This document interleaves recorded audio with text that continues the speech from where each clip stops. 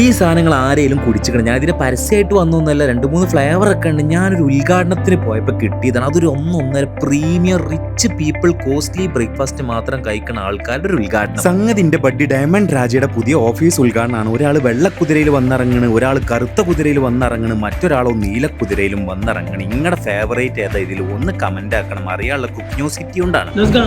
എന്താ പരിപാടി?